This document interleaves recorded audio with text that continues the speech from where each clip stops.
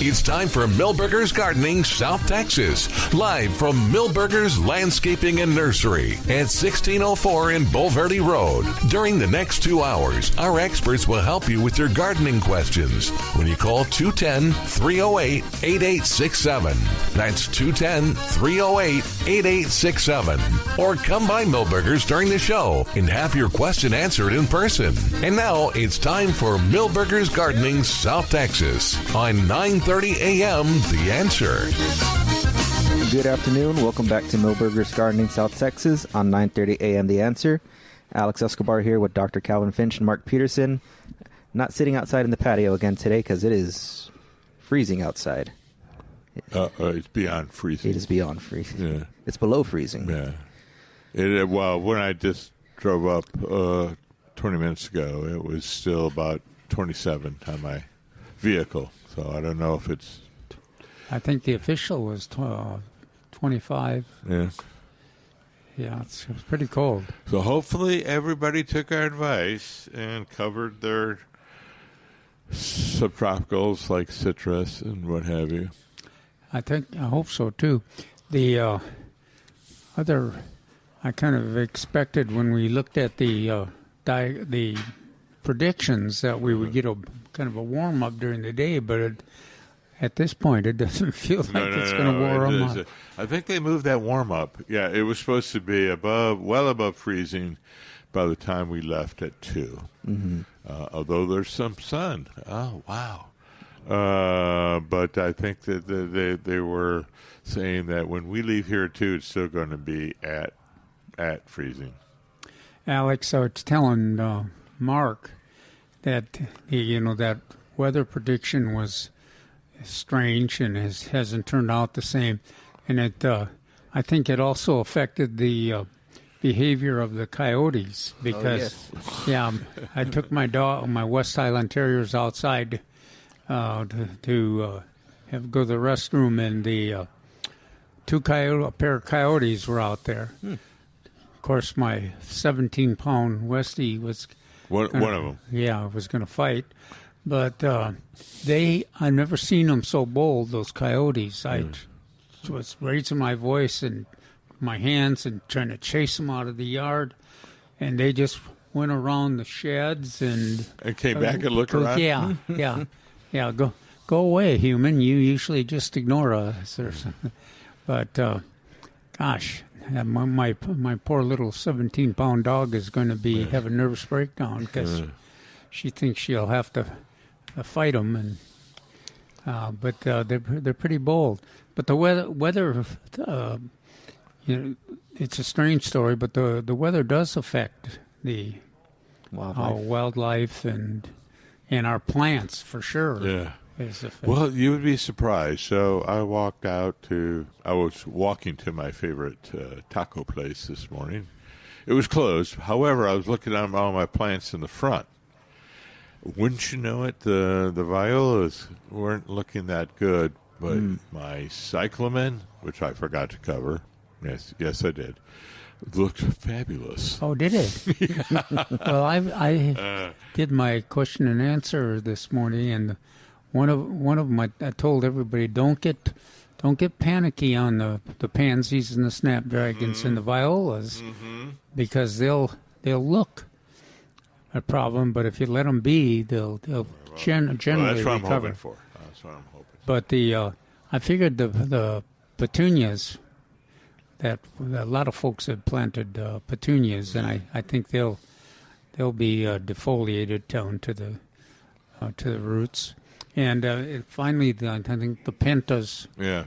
Pentas will. I pulled the pentas. I wasn't going to wait around for their demise, so I took care of them about a month ago. The begonias, I got them into my new greenhouse. I'm hoping they'll be all right in there. They look good, and I'm trying to.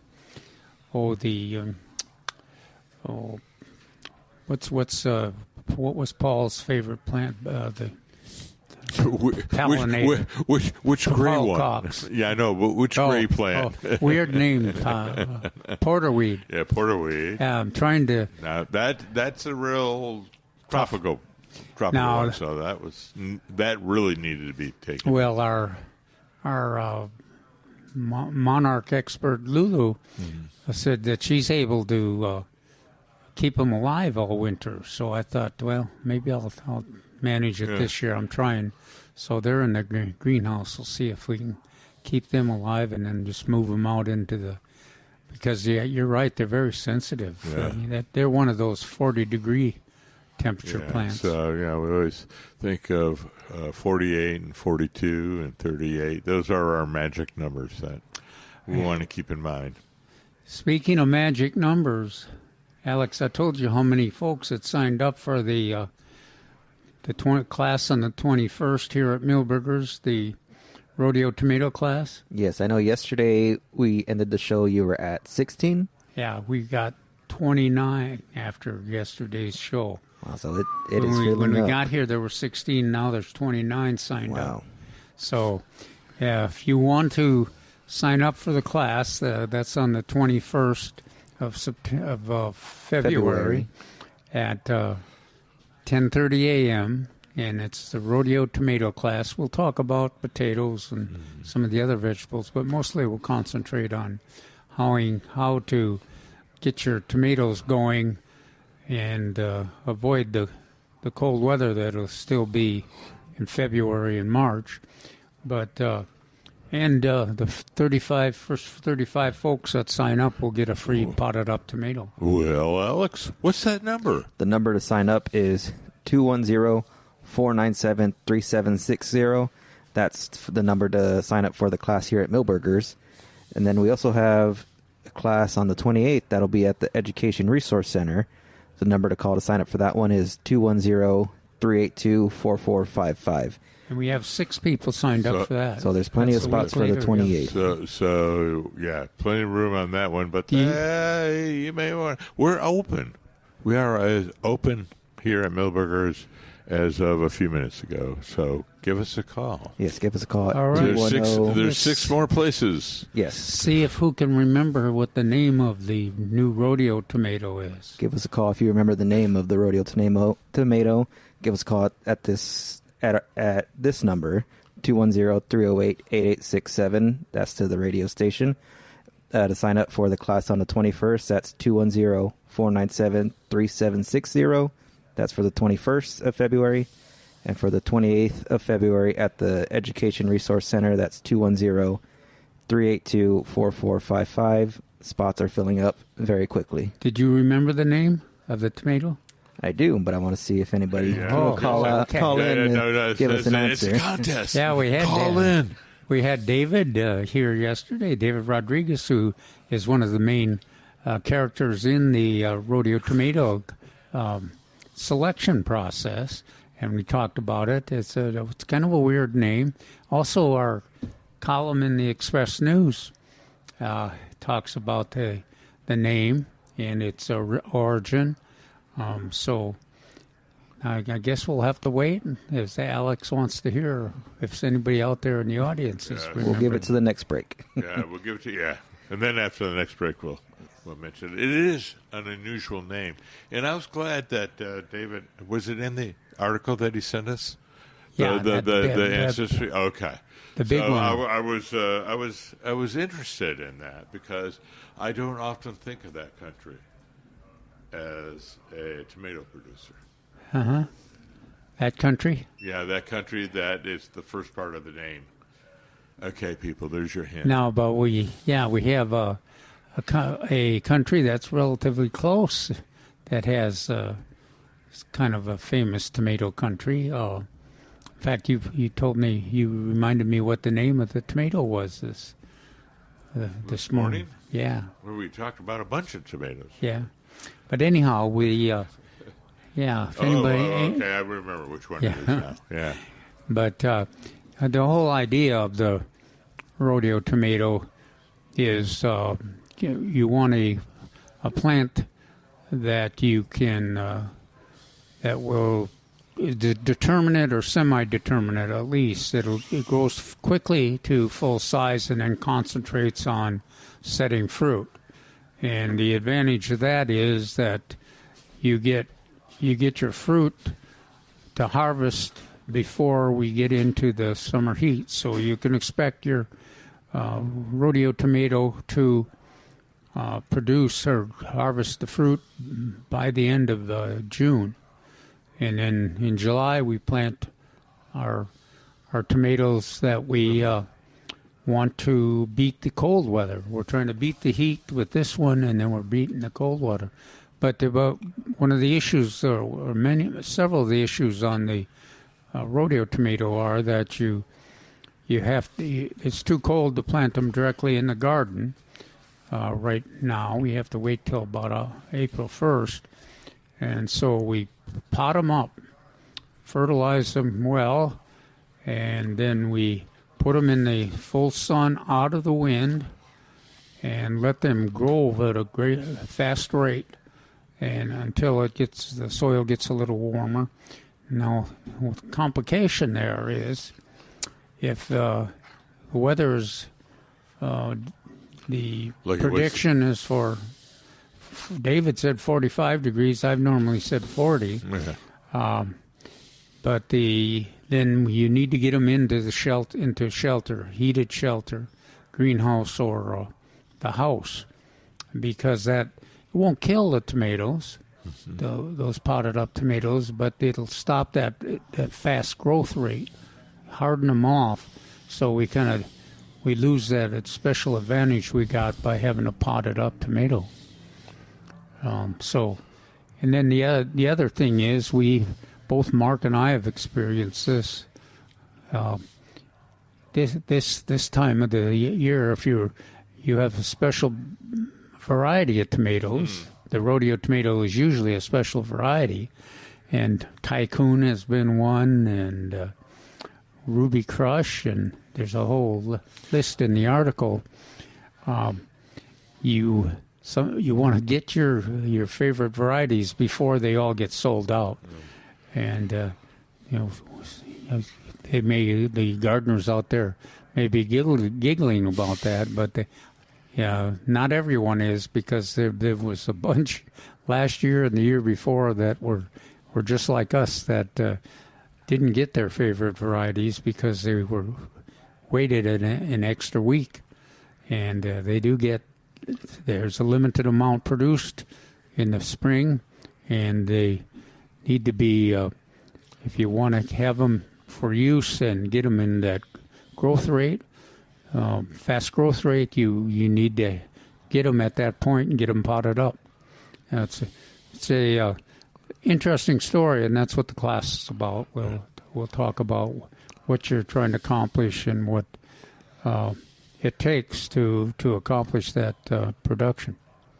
Well, we always want to remind people that tomatoes are a subtropical species originally, and that soil temperature is really important, and then the air temperature is important. So it's the combination of those two things that we want to make sure that we pot them up initially, get them going, and then wait till the soil is warmed up.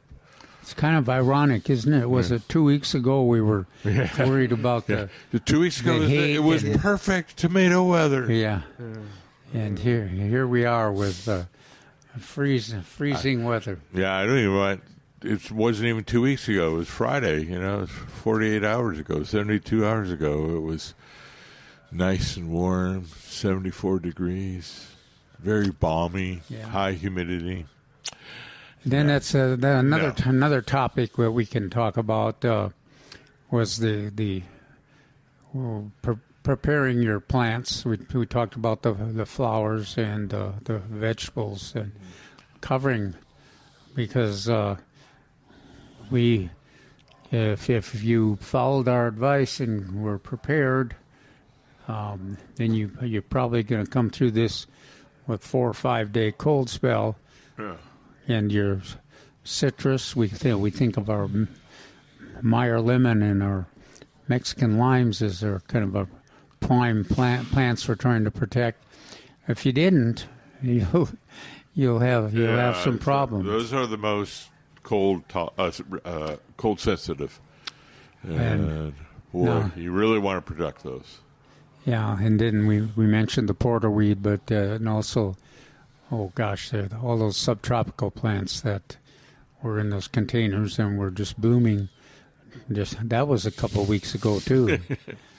We'd look out here and we'd see all the plants in full bloom. Particularly the bougainvilleas were really blooming up a storm. And also think of plumerias and hibiscus and some other foliage plants. Yeah. They all need to be protected somewhere. And so we will see. This will be. We'll know in 2 weeks how well we did on gardeners did on protecting the plants, because this is a pretty severe freeze. Yeah. Alex, do you plant anything? Don't plant anything. We have some succulents that we have out on our front porch. We put them away, of course, I think Friday night before the freeze came. But aside from that, no. And then we have a live oak that we planted maybe in the middle of summer. Yeah, I wouldn't worry about that. But it just reminded me about succulents, as I had a lot of people ask that about cacti and things like that. And I said, I don't worry about cacti, but I do worry about members of the aloe family and certain agaves. Those agaves that are multicolored, so they're green and yellow. I don't know if you've seen those big ones. They tend to be a little bit more frost sensitive. Mm-hmm. But aloes, if they're in the ground, there's not a whole lot you can do, but you can cover them. Is bulbine. Bulbine is in the aloe family, and it doesn't like cold too much. And so you need to really cover those if you had those. Now, those are great plants. I love bulbine. Yeah. The deer don't eat them either, do they? No. They may eat the flowers. I think they eat the flowers, but never the foliage. Uh-huh. But pollinators like them. Yeah. It's a fabulous plant. I believe their origin is down that way in southern Africa. I believe they're a South African plant. But anyway, those are things. Those are the succulents that I worry about. Are members of the aloes, and then certain agaves. And that's when temperatures hit freezing, or when it's just cold? That's my 38. 38? It's 42, 38. That's where I'm really going to start protecting them. Now we had the cyclamen. Mark mentioned. Mine's looking good. Yeah, he didn't cover his, but they seem like they did well. Yeah, they were all white. They were white flowers, and they had green leaves. And I mentioned the violas were looking a little peaked, but then I don't worry about those because I know they'll bounce right back once the temperature warms up and the sun hits them. You know, you're not over the danger on your cyclamen yet. I know. We got multiple days. Is today our big freeze, the toughest freeze? They keep moving it. They keep lengthening it. Originally, today was the coldest day. And I think tonight and tomorrow morning lows into about 17 degrees. Yeah. So they've expanded it till tomorrow. Gracious. I noticed. And then I got a text from a landlord saying, "Remember, drip, drip, drip until Tuesday." And I went, "Well, extra day now." Yeah. And most of the schools are closed on Monday, from what I've heard. Yes. Well, yeah. My neighbor works for ACD, and they closed all the colleges for tomorrow. Yeah.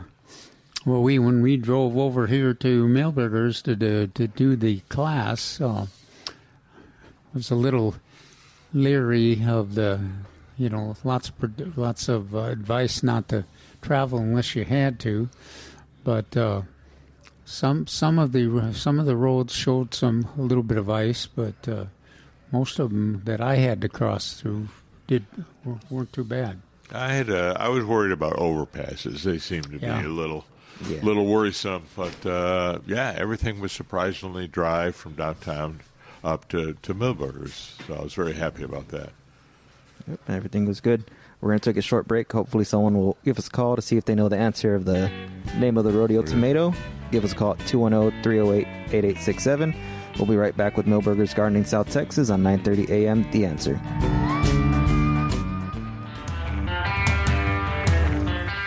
Welcome back to Millburgers Gardening South Texas on 9:30 a.m. The Answer. Give us a call at 210-308-8867. No callers to let us know what the name of the rodeo tomato is, but... Do we dare do it? We're going to reveal it in a minute here. We are. All right. Okay. We'll give them maybe a couple minutes, but if not, we'll I reveal it. wonder... Anticipation. I wonder, I was thinking about this cold weather and all of our monarch sympathizers, and then all those that still had caterpillars. I wonder how they're faring. Well, hopefully they're... Well, monarchs aren't really food for birds because the birds know better, but maybe there are a few birds out there. Few, but not very many. Yeah. Most, the major predator is the wasps. Yeah. But they're... What we're talking about is that if some people have let their tropical milkweed retain its foliage and blooms, and it appears that the monarchs have continued to lay eggs on it. And so when we were talking about the cold weather coming, there was some of the gardeners and monarch advocates are saying, "Oh my Lord, what are we going to do with our caterpillars?" That they, or they were going to cover their tropical milkweed to protect it from the cold, and then they discovered they still had caterpillars on it, so they're in kind of a dilemma. The real dilemma is that it takes 30 days for those caterpillars to mature, and so that they can fly. And if they're going to migrate, they got to migrate down to near Mexico City. Serious trip, and they'll be subjected to at the mercy of the weather. So there's not much future. The other complication to that, Alex, is that they not only do those caterpillars that come late get not survive if they are too late and get caught up in this kind of weather. The parents are done for too, because each new generation replaces the old generation. So you get a double whammy, unfortunately, in that kind of a situation. That's why it's kind of controversial on a location like San Antonio. If is it worthwhile to have, or is it good for the monarch population? Is probably a better way to term it. If you have a lot of late milkweed and it encourages then another generation to lay eggs. It may just be better in terms of maintaining the population just to let the monarchs that exist just get filled up with our wonderful pollinators and all our milkweed, our mistflower and zinnias and everything, and then just continue their trip down to Mexico. So that's another complication. That's part of the interest. It's so complex. It's part of the interest in those monarch classes and the whole idea of the monarchs. They're fascinating. Of course, they're beautiful butterflies. Their life processes are complex, and it's one of those few populations where backyard gardeners can really impact them. With if you can get some milkweed to grow in your backyard, but it also can be pretty challenging and a lot of unanswered questions. So that'll be... Well, that's all part of the work that you're doing with that. And we'll be holding those monarch classes in the future, down the road. Yeah, we've got, I think the next article will probably talk about the classes we've scheduled. And, of course, we've got... Some are going to be here? Yeah, the first one will be here and that'll be on March 21st. Okay. And then on March 28th.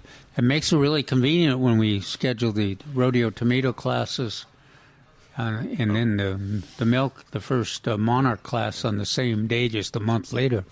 But the Education Resource Center will be on the 28th, March 28th. And then we'll have our partners in Wilson County. We'll have a class on 6 o'clock on April 23rd. On 23rd, is it now? Yes, April 23rd. Yeah. And then that'll be an opportunity for anybody that wants to down there in Floresville. And then we have a high attendance class at the garden, the Master Gardener Garden, and I think the Master Naturalists are going to be the sponsors this year in New Braunfels, and that's on May 2nd.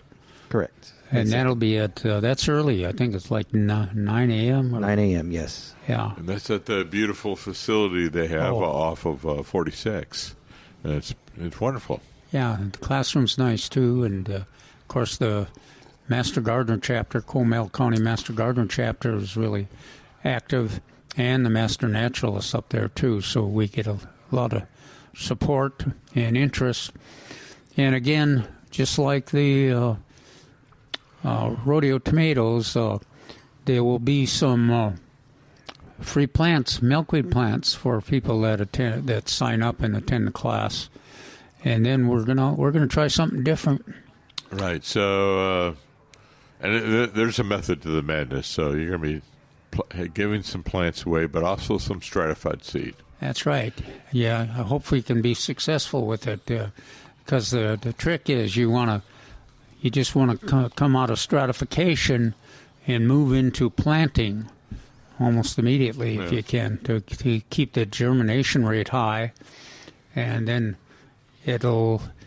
what we're trying to do is see if that eliminating the necessity to transplant those seedlings, that'll lot more of them will survive. Yeah, so I said yesterday, it's truly ironic that the plant that farmers can't get rid of or have difficulty getting rid of is the plant that has one of the lowest transplantable survival rate I know, less than 10%. If you get it growing and then you want to transplant it, your chance of success is very low.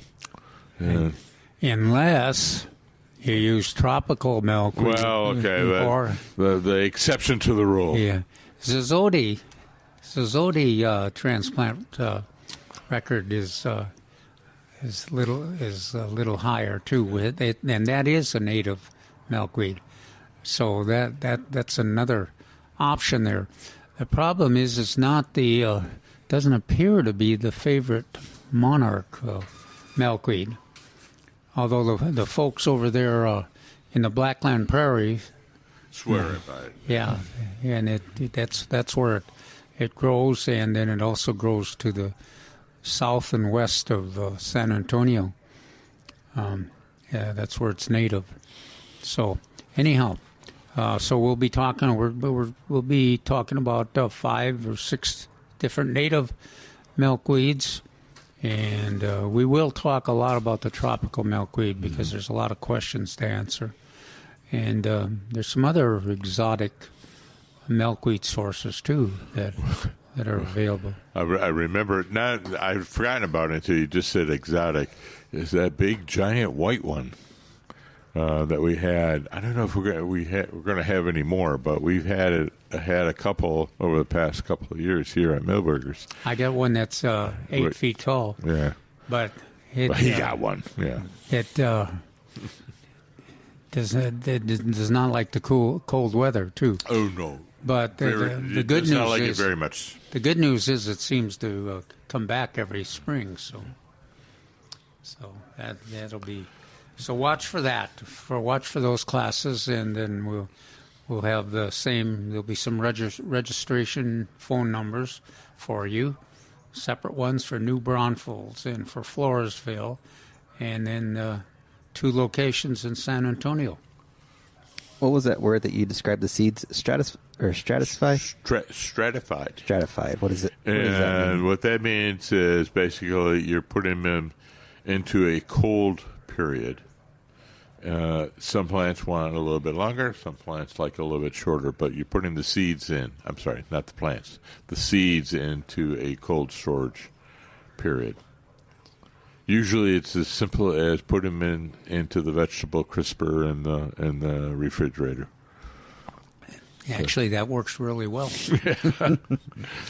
We use paper bags, not plastic bags. Paper bag, and put them in there for a specified period of time. And somebody quote air quote borrowed my book on. The official USDA book on stratification of the seeds of all these plants. So I don't know where that is now. But I did find a book by not Wiskowski, maybe somebody else. One of those people up in Austin. She had one written up for how to propagate native plants. So I found that one. That's a pretty good one. So anybody wants to do... I'll try to remember it by the end of the show here. But if anybody wants to... Don't you just love working with old people, Alex? Yeah, I know, Alex, sorry. But it's... I used to tease him, but I don't dare anymore because his memory is much better than mine. But it's a great little hobby, is trying to grow native plants. But and that's and it's a great topic, monarch and milkweed classes, and we've been doing it for 4 years now, and we are able to generally fill up the classes, Mm-hmm. and so if you want to get involved in that topic, just keep your eyes open at the Millburgers website. Plus the articles in the supporting newspapers, including the San Antonio Express News and Austin American Statesman and Wilson County News and New Braunfels paper, Pleasanton, a whole bunch of newspapers participate. Sorry. Did we keep you asleep over there, No, sir? Okay. I'm Jen.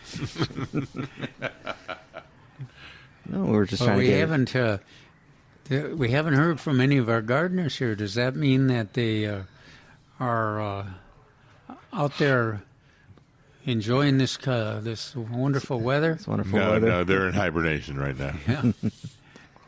Well, we're waiting to see if anybody's going to call in at 210-308-8867.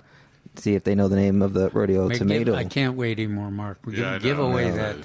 Let's give it away right before break. So the 2026 rodeo tomato is named Polbig. Yes, that's right. Polbig. Polbig. And it comes from a breeder over from Poland. So that was the country that said, you don't think of tomatoes from Poland. Potatoes, but not tomatoes. Well, and Dan David, who, of course, was a major part of the process to select Polbig, says that a lot of gardeners have indicated that it's one of the best they've ever tasted. So that'll be interesting. Well, it was bold talk from a lot of those gardeners because if there is anything individualistic, it is how tomatoes taste. And there are strong viewpoints on that. Yeah, we It's always interesting because we used to have all kinds of tomato tasting contests, and it always every one Jerry Parsons used to get a kick out of it because it was more dependent on when you harvested it and what time of the year, and how those plants have been treated, and it always seemed to be one of the good tomato varieties a different one would win every time, and so we did figure out that the taste is more dependent on the person doing the tasting and the conditions of the harvest than the fruit, until we ran into BHN 968, which was what called the other name for it is the special what? Yeah, sweet 100 or special sweet 100 or something like that. But not sweet 100, but No. But the BHN 968 and then also the Ruby Crush. Those two are my favorite tasting tomato. Plus, they are the tomatoes. They're very, one of the easiest to grow. They put up with our conditions. They're both semi-determinate, and if you can, and they taste different. Yeah, Ruby Crush is a little sweeter, and BHN 968 has got a little more tart taste. But if you can have both of those in the garden, that's all you need. That's all you need, absolutely. But we'll see. Maybe Pull Big will beat them all. Yeah. I don't know. And we did mention that both Calvin and I thought the picture in the newspaper was a little insufficient. We don't like those because they're much rounder and much larger. Yeah, definitely. The other thing they talk about, David talked about, was that it is bright red, and it certainly has the picture has that round color, round shape, but it's supposed to be a medium-sized tomato, about the same size as our celebrities. So if you're a celebrity maven, try this one. See what you like about it. Yeah. Very interesting. Well, give us a call either way at 210-308-8867. We're going to take a short break. We'll be right back with Millburgers Gardening South Texas on 9:30 a.m. The Answer.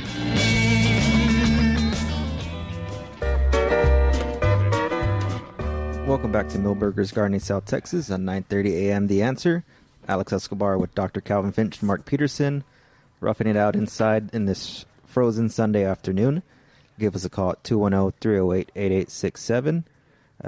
Hopefully y'all are staying indoors and not driving around. There is some ice out there on the streets and on the overpasses, but I think the overpasses were the ones I'm worried most about because of this propensity of Texas Department of Transportation to build huge flyways. yes. Now, Mark and I were talking just a minute ago about one of the This Week in the Garden paragraphs we always include in the article. I listed the trees and shrubs that provide berries for the birds and other wildlife. And, of course, we listed a lot of them that are not very controversial. Anaqua and Anaqua. We call them soft mast. Yeah. And but we did have a gardener come forward and say, I mentioned the in the Nandina, and he was informational about it and a good source, and said he had heard that it was poisonous, and so what was my reaction to that? Well, you said that there are certain birds that will overeat it. Well, I guess that was my confirmation of it. I had read a couple of articles. I think cedar waxwings Yes. maybe one. Now, cedar waxwings are kind of notorious for problems, not getting intoxicated along with what's the word? They keep eating everything. What's it? One of the 7 deadly sins. Gluttony. Gluttony. So they're gluttonous on certain berries. Now they don't. Yeah, and even the cedar waxwings don't eat the nandinas quickly. Yeah. They nandinas, if you got those in your landscape, and you can take advantage of the berry color during the wintertime, because they don't get eaten till the end of the winter, and then the birds pick at them and eat at them. But this gardener brought to my attention that there was a statement. I believe it's they produce some kind of byproduct of cyanide. That's it. In the berries, and so you have to watch it. So the article he produced said that it did not overstate the problem, but it reinforced what Mark just said, that they have run across with that cyanide derivative or related chemical in there, that the potential was there, especially if the birds consumed a large amount of the nandinas, that they could hurt some of the birds. So that's something you might want to consider. But then I cited my source, my favorite source on the bird plants and attracting birds to. Yeah. This is one of the books you suggested for Christmas. That's right. Yeah, the three by the 3 authors, and they list the nandina as a desirable shrub for wildlife and also for birds. So there is some dispute, and that's not unusual to have that, depending on the amount that is consumed. Even cedar waxwings, even with the species you mentioned, the ligustrum. Yeah. They can if they eat too many of the ligustrum, they can have a problem too. Yeah. So that is a case that comes up. I don't know if we have to put a little sign out there or have a classes for the birds, maybe to don't eat so many of these. Yeah, well, like I said, they're well known for their gluttony, and they seem to come through and a lot of times in mass, and you'll hear them, and then they'll come through and just eat everything. Oh, then move on. They're really they're interesting when they come through like that. Yeah. They just almost like in unison. Uh-huh. And they go down to the bird bath, and there's 30 of them in the bird bath.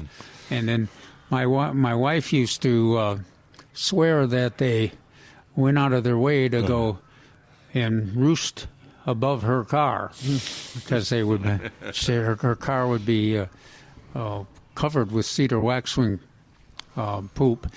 And she changed her opinion she used to think they were a fascinating species too, but she then after a few poop visits, they became not her favorite bird species. But in the article, there's one that kind of stood out to me. You had all these wonderful trees and shrubs that produce soft mass, and then you had Carefree Beauty Rose.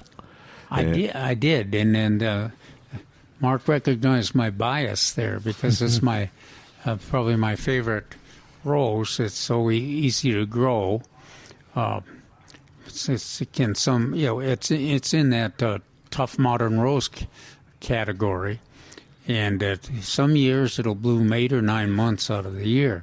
The thing about it is that it's one of the few roses that is tough like that and easy to grow and drought tolerant, that also produces a little roseberry. What do we call those roseberries? Rose hip. Rose hips. Yeah. So you can the rose hips are worthy of making tea. In fact, they're relatively large, and then they also the birds and other wildlife will eat them. They are so large that the birds don't swallow them in one gulp like some of the old little ones do, but they will eat them. And the characteristic that I really like about it is that that they will produce, that Carefree Beauty rose will produce that rose hip through the season of the blooming season too. So you got both the flowers there, and then you also got the rose hips being produced. And I'm not sure that that's a normal characteristic of the roses that produce rose hips. You usually got one or the other on the plant. But that's why I mentioned. Did you question that, or did you? No. I knew it right off. So I saw that. Well, look. So we had Anaqua, hackberry, mulberry, Texas persimmon, loquat, yopon holly, possum hall holly, nandina ligustrum, Carefree Beauty rose. Oh, it kind of stood out there. It is a little different, yeah. And then figs also you had on here as a food source. Yeah, it was. We have talked a lot about figs in the easiest fruit to grow, and it just reminded me that when the figs produce a typical fig in a San Antonio backyard or even a Central Texas backyard, Austin backyard, will produce a huge amount of figs, and you usually end up sharing the figs with lots of birds and wildlife. Yeah, there'll be the fig tree will be alive with birds in there, the mockingbirds and the cardinals and everything in there, sharing the figs with you. And then also like mammals. So I have more than once seen a possum with her children on her back, really? climbing through and getting some figs. Well, we told the story of Dorothy, one of the master gardeners from my neighborhood. Well-known master gardener. Yeah. She had a very productive fig. And, gosh, she was an unbelievable gardener. She was really quite a rose producer and everything. But her one of the biggest pains in her gardening life is her fox. She had a female fox that lived under her shed. And it was a really intelligent fox. Yeah. So the fox, and it was a fox that climbed, and so the fox would. I know I was there one day, and she was showing me her garden and the fig, and there was the fox with the young cubs up in the fig tree feasting on it, and she was kind of afraid, a small person, and she started hollering at it, and the fig. The fox kind of collected the little ones. All right, guys, it's time to go. So she ran underneath the shed, and then came out the other end and went around. Went around and waited. Yeah, and then when we went in, back in the fig tree. But I just like it. Went in one way, came out the other.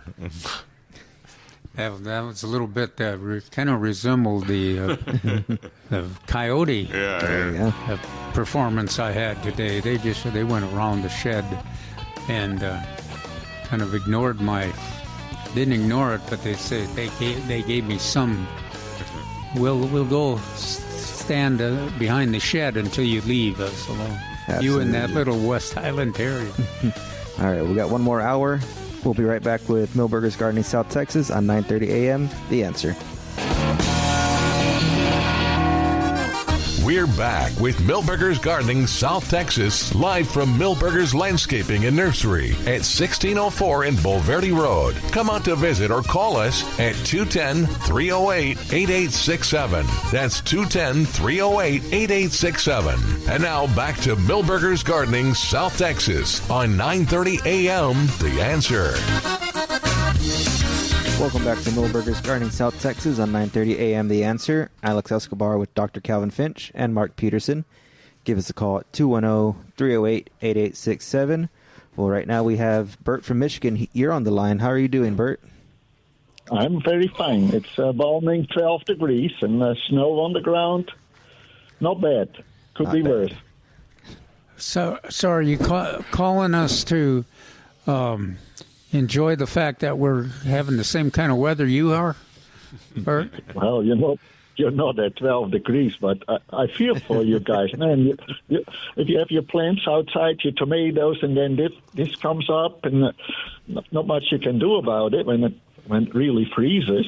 Well, you can try, but yeah.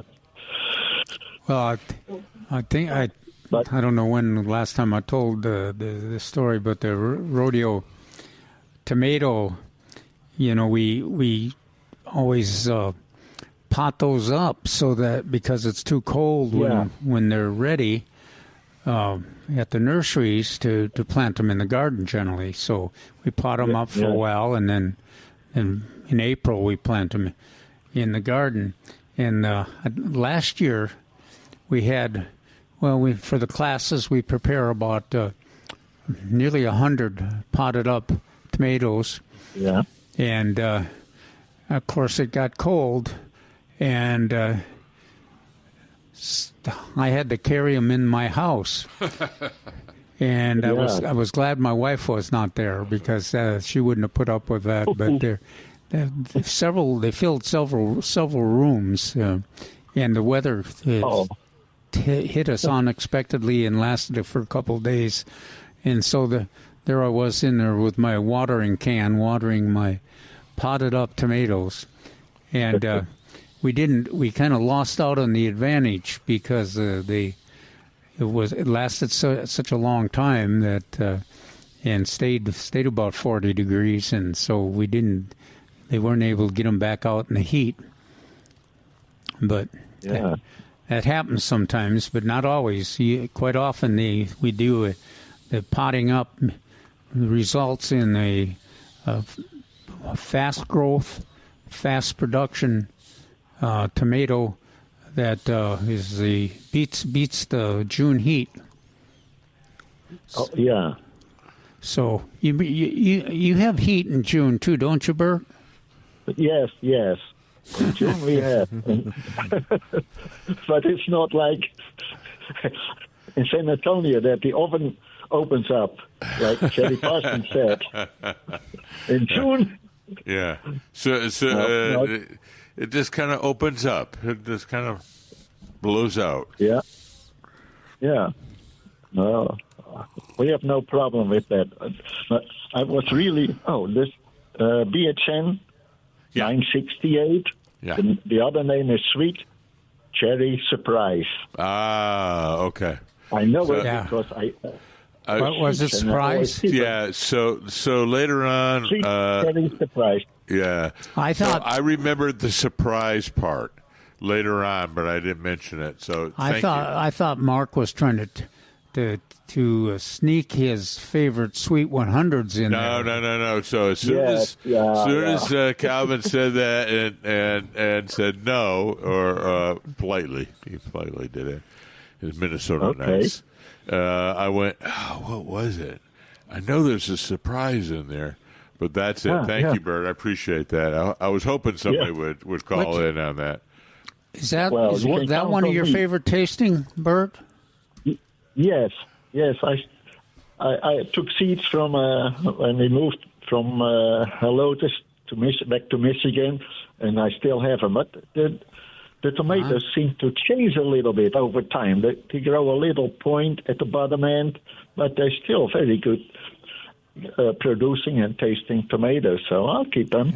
Either you or someone else had said that That's the very same thing, that they changed the shape with a point on the end.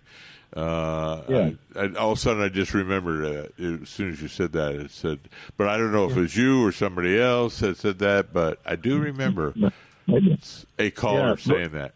Yeah, I think maybe the last tomato season, the weather may have been a factor there, because those both that Ruby Crush and the BHN 968 will seem to produce no matter what the weather's like, but the weather did seemed to affect the size and the shape of the fruit. They continue to taste wonderful, but continue to work. Yeah. Do you think they revert back to one of their parents, if you like, because it's a hybrid, or would that not be the case? I don't know, Jay. Okay. I'm in many things. Mark's not fussy. If he puts up with Sweet 100, I mean, he can't be too fussy. But there are so many. Little. So some things they do. So white is a recessive color in many plants, and so over the time they may revert to their original reds, probably, or blues, or blue, or what's a blue bonnet? Yeah, so whites over time will revert a little bit more each generation. What's it going to take for our bluebonnets to get? It always surprises me that it seems to be so sensitive to the weather conditions. I know, but they endure.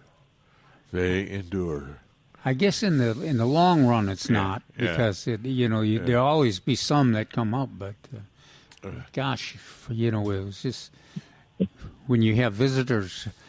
And you want to do it for the last couple of years, it's been pretty poor. Yeah. Particularly, you're showing your visitors all these wonderful wildflowers, particularly bluebonnets, and it has not been a good show.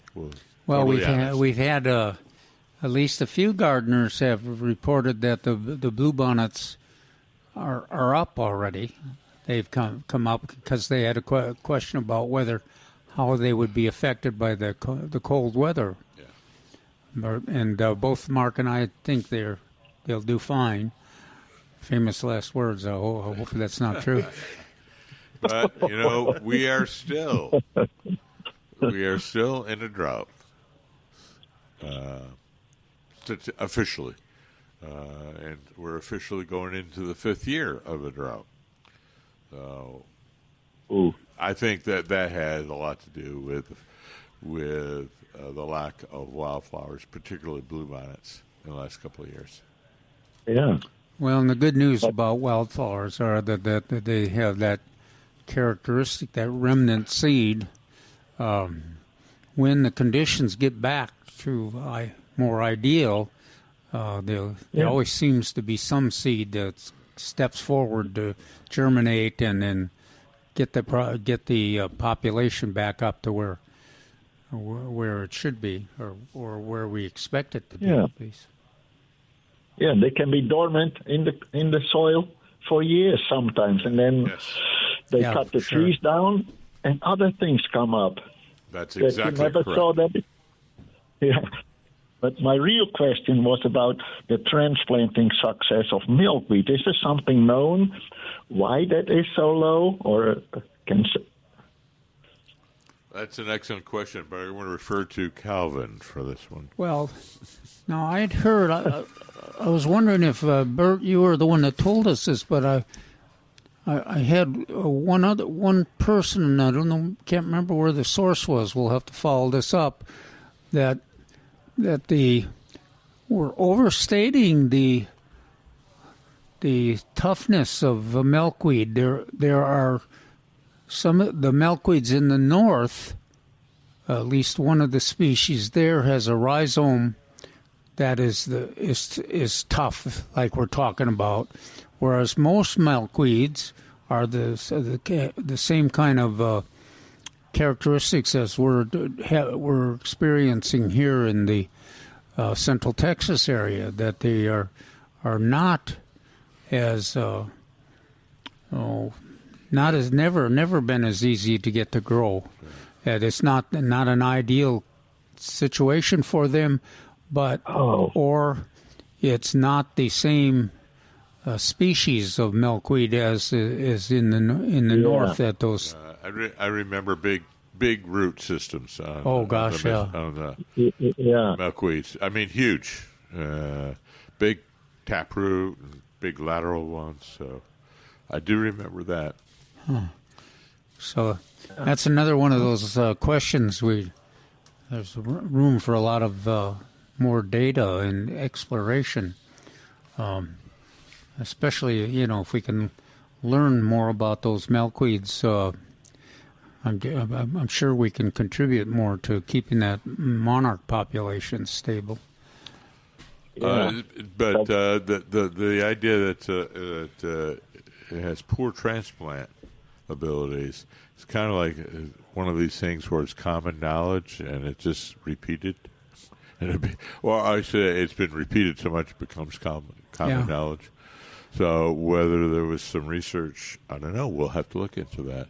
Specific research on that topic. I thought if you have the little plants, you see them in peat pots or so, and then if you put that whole thing in the soil in your garden, then you don't hurt the roots in any way. But maybe it's what Calvin says. It's the temperature or whatever. See what I mean? So those transplantable pea pots? Yeah. So it's logical that when you put those in, they should be successful.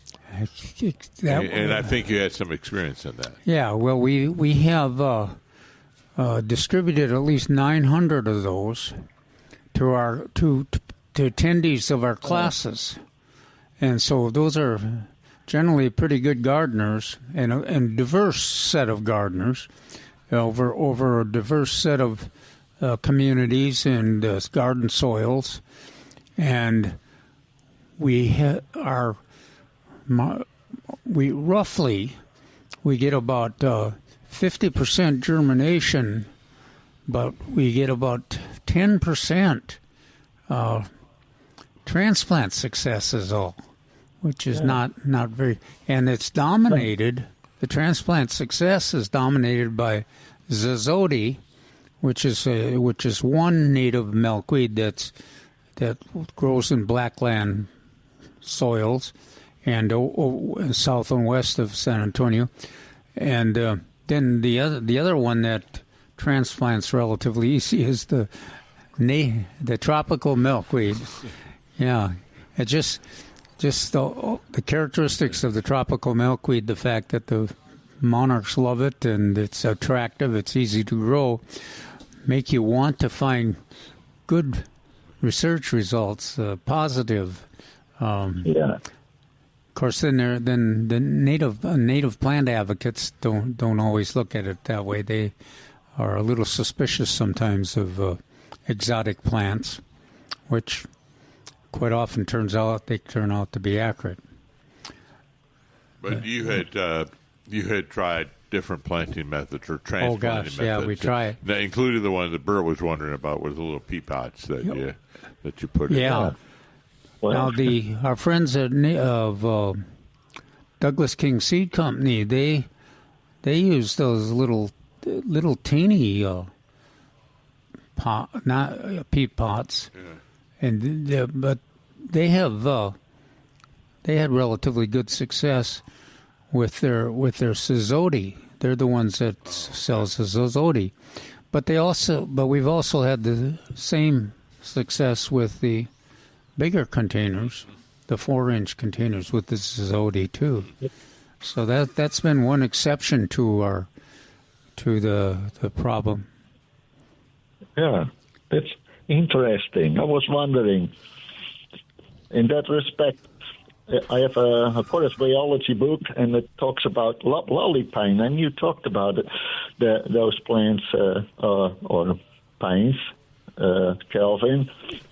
and it says they originated in the south, in Texas or so, but they're also in the east, or north, more in the north. They somehow moved to the north. What was it, Maryland? Which one? And if you take Maryland, the loblolly pine. Yeah. Yeah. And if you take one from Maryland and you put it in Texas in the heat, it doesn't do well. If you take one, right. Look it up, vice versa, it doesn't work very well. So that we learned that in school. Provenance is what it's called. Not Providence, it's provenance. And so certain species do better in locations where they're grown. Sugar maple is another one. And so it's hard to grow a sugar maple from Michigan in its southern range in northern Alabama, northern Georgia. So it's even our live oaks. Yeah, even our live oaks. So we actually have a couple different live oaks. We have one, the Virginiana, down from the coast, and I'm thinking about this. I'm going to be looking for the next couple of weeks that we sell around here, or has been sold in this area as quote, air quote, hybrid live oaks. It's not really a hybrid. It's just a selection from down by the coast. They grow faster, but they're not as sensitive to, or they're more sensitive to cold than our native live oaks from this area. So, and so I'll be looking for some freeze damage on that for the next couple of weeks. So yeah, loblolly is another famous one because it's used in a lot of trials. They have one from a western drought tolerant one.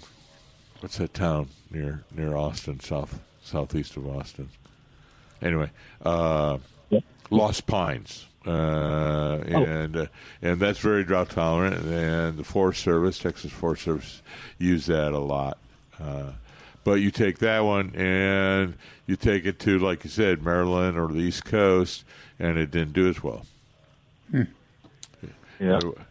So, because it was meant to be in dry sands, and not so much on the East Coast. So that is a very sound idea in propagation and plant selection, is try to maintain the provenance of these plants as much as possible. Yeah. So that's another climate change. There's another complexity in that inner reps, right? Yes. Oh yeah, Right. yeah. The plants adapt somewhat. All right, sounds great, Bart. Well, appreciate you, Bert. Thank you very much for your help. Oh, yeah. All right. Always a pleasure. Yeah, great question, sir. Thank you, Bert. 210-308-8867. We had Ann on the line. Thank you for holding. Ann, how are you doing? I'm doing great. I just wanted to thank you all for being on the radio today. Oh, absolutely. Thank We're you. up here. We're up here in Kendall County. We've had several days already of teen overnight temperatures, but finally we got whacked last night with the sleet. And we were kind of in a donut area. We didn't get any precipitation until after you guys had it. Oh, okay. But I wanted to tell you that we had been harvesting our root vegetables up until Thursday. So we pulled them all out of the ground, and we were eating lettuce, chard, all the fall vegetables up until this storm hit us. But and even black-seeded Simpson's lettuce. So how would you eat it? Just salads, or did you have all kinds of recipes, or? We just were harvesting lettuce and arugula and chard for salad, cooking the chard, cooking the root vegetable greens, and then pulling out the turnips, the rutabagas. We didn't have any beets this year. We usually could get beets, but they were bad this year. But we were I harvesting had them trouble all the way up. with beets, and that's one of my favorite plants. I'm saying this for Mark's benefit because Mark does not like beets. Yeah. Bless you for not having beets. Bless you. We tried three sets of seeds. They came up really poor. Yeah, so did Calvin. Calvin had what? You had two sets? Two. I replanted, and I get a few come up later in the season, but not like you usually have. Beets are not really hard to grow. Right. And gosh, I love the beet greens there, and the beet roots too. But she was growing rutabagas too. Bless her. Yeah, they're so good. Yeah, I've got my rutabaga. I haven't picked any yet, but I do need to start harvesting some pretty soon. Where did you say you were growing? We live up in Kendall County near Bergheim. Oh, okay, Kendall County. All right. So Bergheim. Yeah. So on that 46 area, going across the county. But I was wondering, where do we get Crawford lettuce seeds? You get Crawford lettuce seeds. They've got it here at Millburgers. You got, I was wondering, and you checked with you have any local nurseries there that might have it? No, they don't. Well, there's African Violet Nursery. No, they don't have it. Okay. So they don't. They mostly have, seed sets that they order, but no. So it's right at the counter here at Millburgers. Okay. So you see a little wooden box and a bunch of manila envelopes, or the small kind, and they'll have all the seeds in there. Good. So I know there's kind of a dearth of nurseries in that area, so I understand what you're saying. Right. But I thought you would be interested in our gardening experience. Last year we put row covers on everything, and this year we didn't do it. We did very well. And now I don't know what the storm did to us, but we have some things in the ground. We'll see what happens. That sounds good. Yeah, keep up with those turnips and rutabagas. Yeah. Thank you. And the Swiss chard. I like that. Yeah, oh, gosh, it's so good. Yeah. Oh, and kale, Russian red kale. Oh, kale? Yeah. Big, giant plants. We had a few here. I remember that because I was surprised at the kales with the red foliage. Uh-huh. How do you boil that, or how did you use that? Just saute them. What? You can use a little olive oil and saute it, or you can add your bacon, whatever you want to do it that way. Onion. We just we put all of we de-stem and take out the central tough veins of all of the greens, rough chop them, and just cook them in the frying pan. They're delicious. Or add them to other people. We use them in soups too. Yeah, I have my favorite kale. Luby's does a kale salad. I haven't been there in a while, but gosh, I couldn't believe how wonderful that tasted. I kind of avoided kale unless it was deluged with Swiss chard, but gosh, that salad they prepared, and it had some vinegar in it, and some a little bit of pecan even in it, and things. Yeah. Right. Yeah, we do walnuts, dried cranberries, chard, arugula, lettuce. Yeah. It's very and balsamic vinegar. You hardly even need anything. I was going to say I would add maybe some thin slices of hard pear. Yeah. And then I would. Some people would say I ruin it by putting the blue cheese or gorgonzola on it. Oh no! No. But, that is those ingredients are one of my favorite salad mixtures. Yeah, you inspire us every year to get these gardens going, and the only thing is we have really hard time with tomatoes. We drive into Bernie in the town, and people have huge, beautiful red tomatoes hanging off all their vines. But out here, where it's hard land, it's very difficult with the raised beds and things to grow. We can grow cherry tomatoes, but that's about it. I understand you grow nice stones out that area. Very nice. That's stones. exactly right. All right, Ann, thank you for calling in. Thank you. And Take let care, us and I'll let check- us make sure. Yeah, stay with us on that. Yeah, So, we'd let like us to know, I and will. we'll make sure you get some of that Crawford lettuce All right, seed. we'll Thank be right you back. so much. Thank you. We'll be right back with Millburgers Gardening South Texas on 9:30 a.m. The Answer.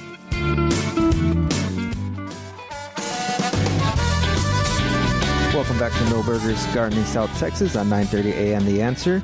Give us a call at 210-308-8867. Ed, we have Ed on the line. Ed, how are we doing? Oh, pretty good. I'm outside here. Oh, yeah.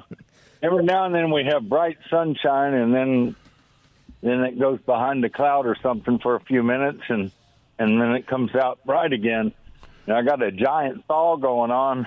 All the ice is falling out of the trees and dripping off the roof, and in a continuous stream of water coming off the roof.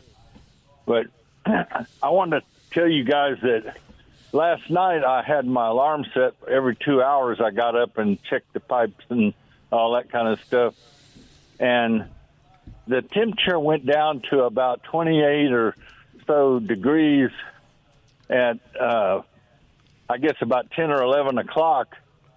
But at about 1:30 or 2 o'clock, the temperature started going up and things started thawing.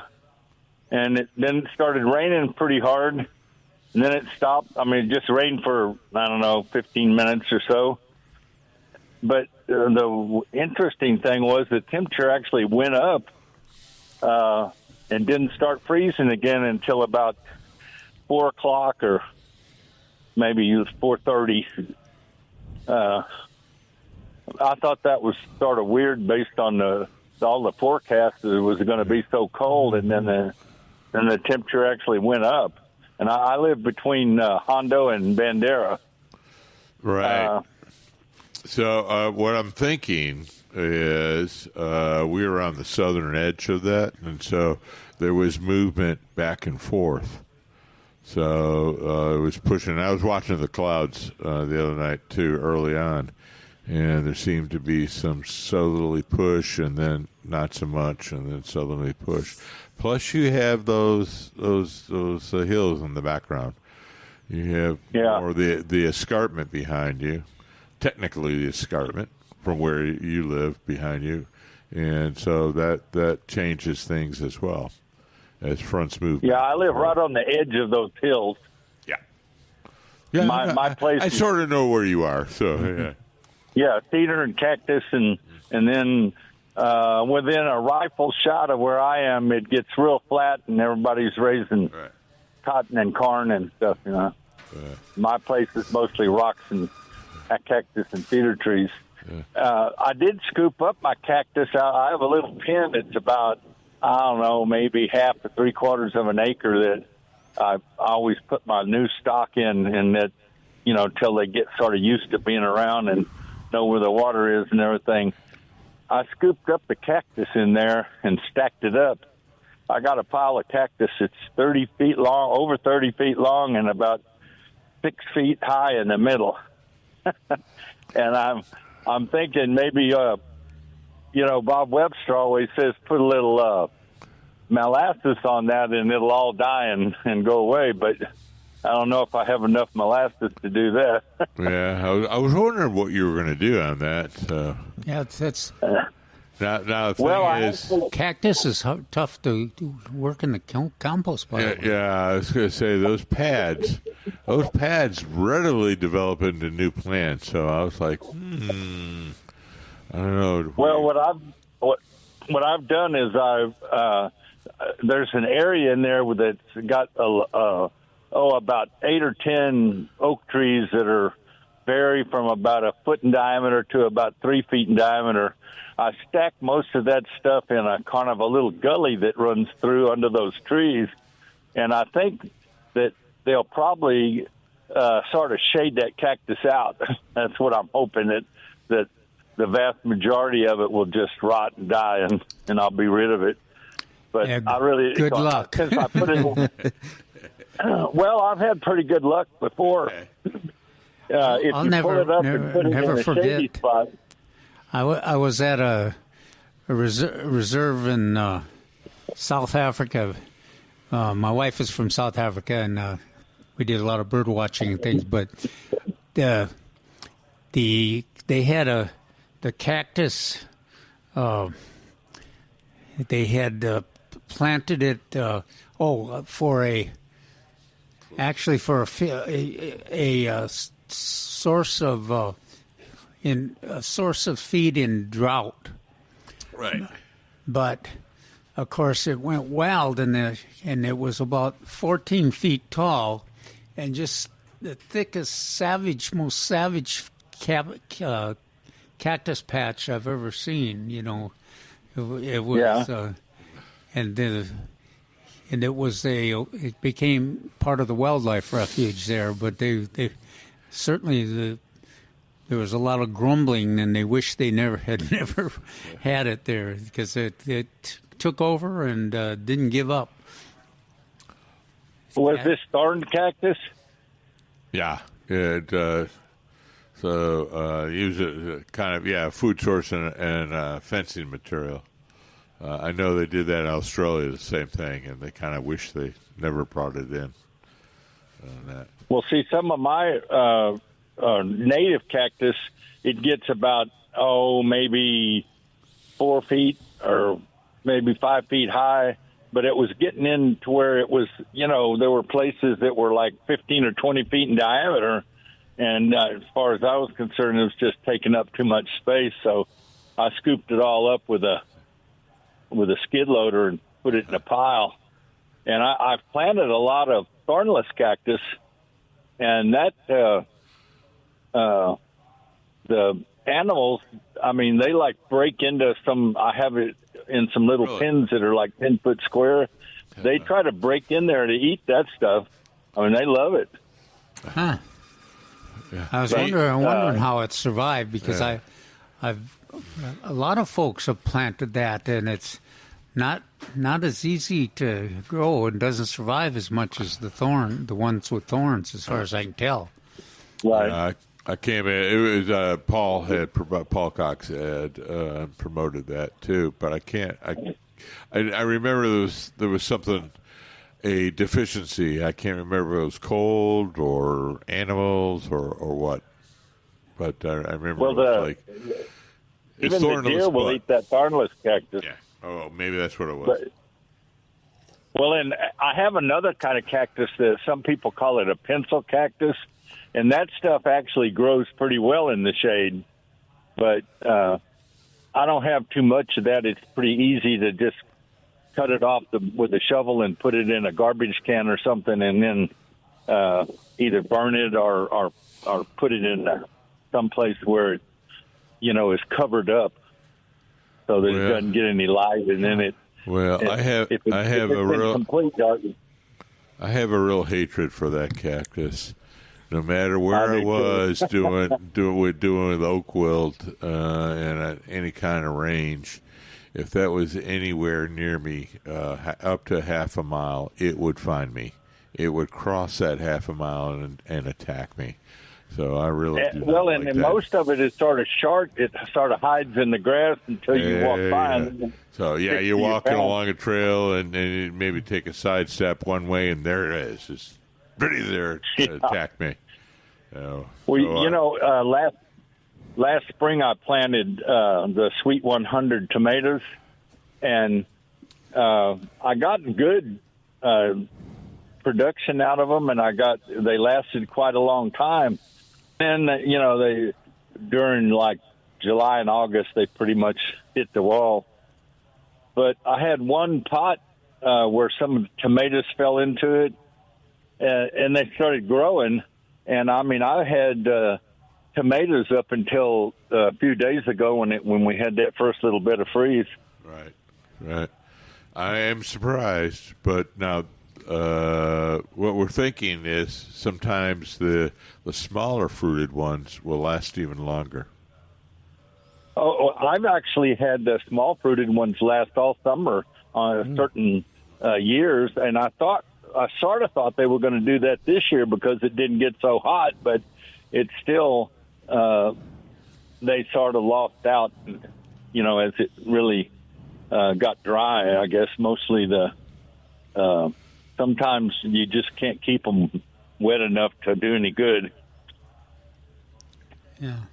Well, anyway, I appreciate it. I wanted to tell you guys about that and see what your comments were about the fact that it warmed up in the middle of the night. That was sort of yeah. That sounds cool. Yeah. Absolutely. So that's what I think it is. Again, I kind of failed my meteorology classes, so that's why I became a forester. Well, when you watch those the classes, the reports, you're right. All those the ends of the movement, the air movement, and one would come up from the bottom, one come down from the top, and it really was a complex. Well, and it's going to continue to be a complex. Yeah. So I think those two factors are our location, absolutely, and your hills.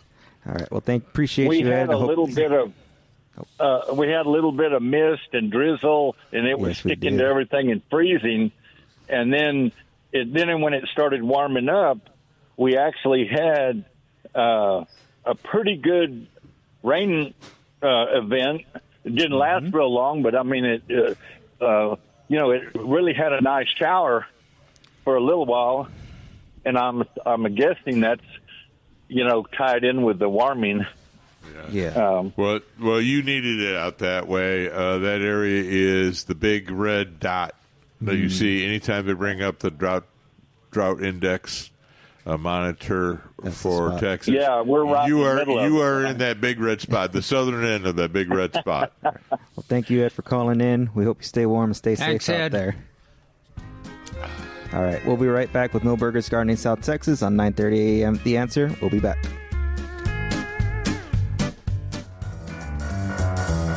Welcome back to Millburgers Gardening South Texas on 9:30 a.m. The Answer. Alex Escobar with Dr. Calvin Finch and Mark Peterson. 210-308-8867. Bert, we have Bert from Chalmette. I want to make sure I get that right. Is that correct? That is correct, Alex. All right, I'm learning. Serve yourself. I'm learning. Hey, look, life is a learning curve. It's a work in progress.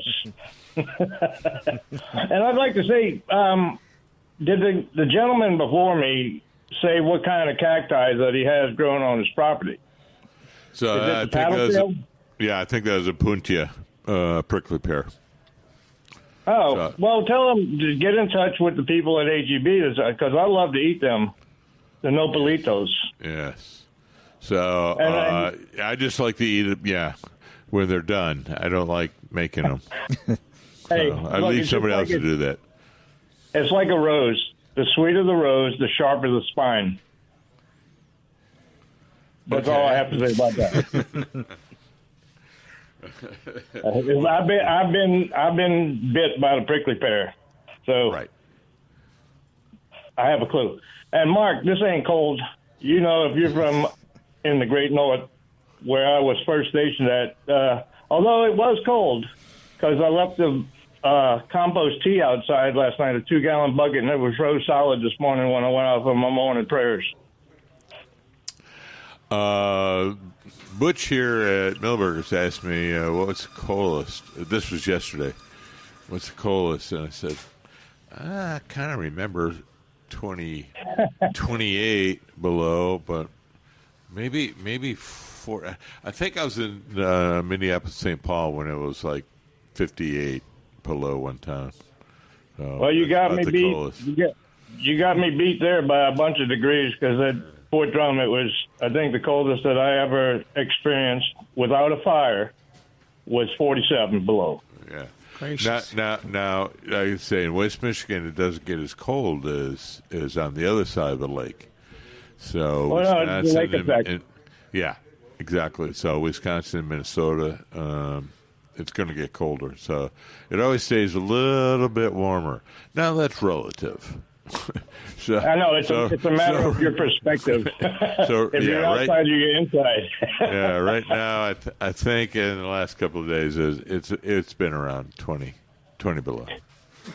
Well, that's why it was good to hear Great Northern Bert speak today because I bet you he's getting cabin fever or something like that. But I would just say to the guy with the cacti, it's like call HEB and see who. Don't make it a problem, make it a solution. They harvest those nopalitos, and if he wants to get rid of them, I'm sure there's a way for him to do it and maybe have to make some extra cash on it. Yeah, I think he had some. Also, he had some spineless one, if I remember correctly, and he was saying that some of the his cattle and deer and wildlife and his wildlife, get into the spineless ones and eat those. Yeah, they're going for the moisture. Yeah, absolutely. I just always remember Paul Cox chewing on the spineless. In a plastic bag. Everything was in a plastic bag, whether you had the carrots or the celery or the spineless nopal. Eating that, yeah, it was in an HEB plastic bag. Calvin, I got something to say to you. You've been a county extension agent for how long? Well, I was one for I think about 7 or 8 years, and then I went to Travis County director. So then worked for the San Antonio Water System for nearly 10 years. So. Well, I'd like to say thank you for that, because I do remember in elementary school, and this is talking back in the 1960s, I had a good county agent named Luke Provenzano, and it was in St. Bernard Parish, not county. We don't have counties in Louisiana. And I was in 4-H, Heart, Home, Health, and Happiness. Did I get that correct, Calvin? Do you even remember? I don't even remember. I don't. But I believe. No, I don't on the 4-H. You know who did Karen Guz? I don't know. Remember, she was the conservation director at SAWS. She just retired, but I hired her as a master gardener supervisor, and then she became. After I moved up to Travis County, she became the 4-H agent. Yeah. So. Yeah, because I remember there was like the 4-H and the FFA, the Future Farmers of America. And, I didn't live in such a rural area at the time that I was able to tend livestock. So, but I paid attention to them. And I want to say I greatly appreciate the county extension agents, because you all went to public schools and such and gave education to the people that might not even know where their groceries came from. Yeah, it was a great occupation. Pretty rewarding in terms of education and access to audiences and things. You certainly always had something to do. Well, just like I said, it's just like when I went out, if you guys ever had met me, you'll meet me again. I'm always in shorts. And today I had to put long pants on because my knees got cold. I'm still in flip-flops. Oh, really? Yeah. You may not have any toes if you're not careful. I wonder if it's my old age, but and I grew up in Minnesota, and the same temperatures you guys were talking about, the severe. But I don't think I felt as cold as I've ever felt in this weather. This morning I walked over to the Labor Street Cafe, and the wind was coming out of the northwest, and I was like, "Wow, I don't remember it being this cold." I was like, I know it was colder than this as a kid going to school, but it kind of zipped right through me. Are both of y'all saying the same thing I am? Our bones are getting creaky? Yes. Well, I thank you for letting me vent a little bit and just say hello and stuff like that, and I'm glad y'all are inside and warm. Alex? Yes, sir. I want to say assert yourself more. Just because those two old men got a little bit more experience than you, put in your 2 cents when it's worth. I will appreciate that. Thank you. Well, you'll be happy to know that they've given him training for first aid to old people. That's news to me. That's. Nah, he's I think my And certificate that's what I love. expired. Like even look, I tell you what, it's like I don't know. I used to say I call this. I'd get up to listen to the Jerry Carson's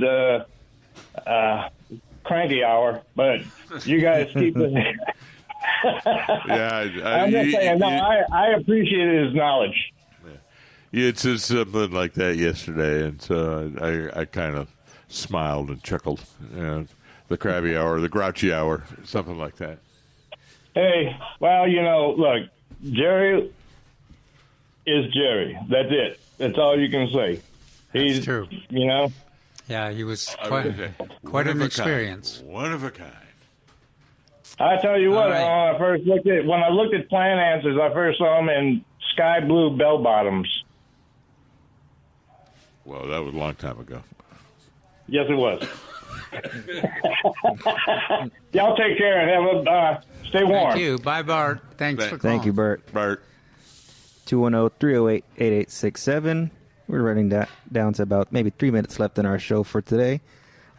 Just a reminder, we have some rodeo tomato classes coming up February 21st and February 28th, and they're filling up fast. I think last Calvin said the class for Millburgers on the 21st, we're up to 29. 29. So we got about Enrollees, yeah. about six spots left for that class in order to receive a potted rodeo tomato.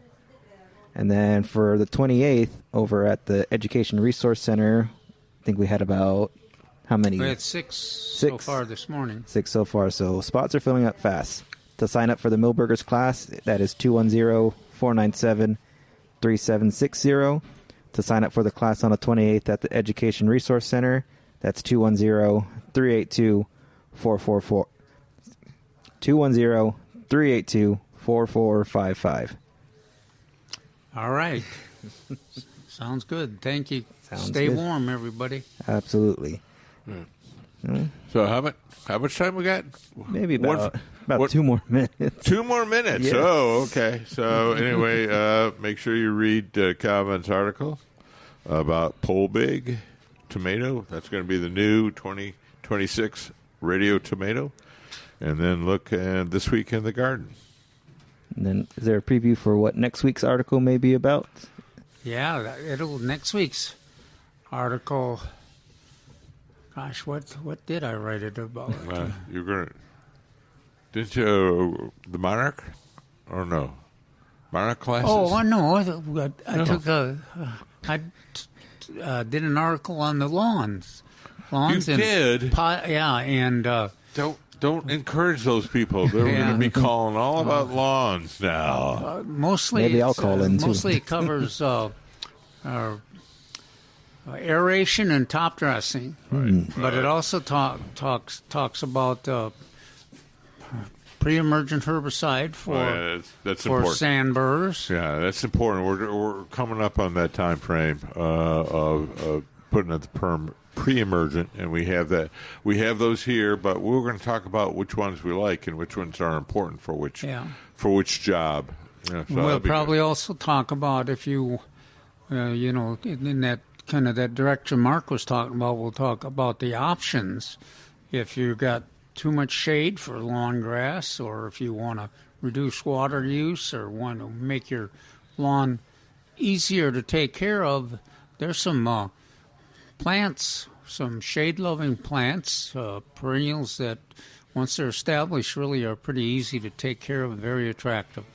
And there's lots of examples around San Antonio. Well, it sounds exciting. Can't wait to hear about it. But thank you all for joining for another weekend with Millburgers Gardening South Texas on 9:30 a.m. The Answer. Alex Escobar with Dr. Calvin Finch and Mark Peterson. Have a great week. We'll see you all next weekend.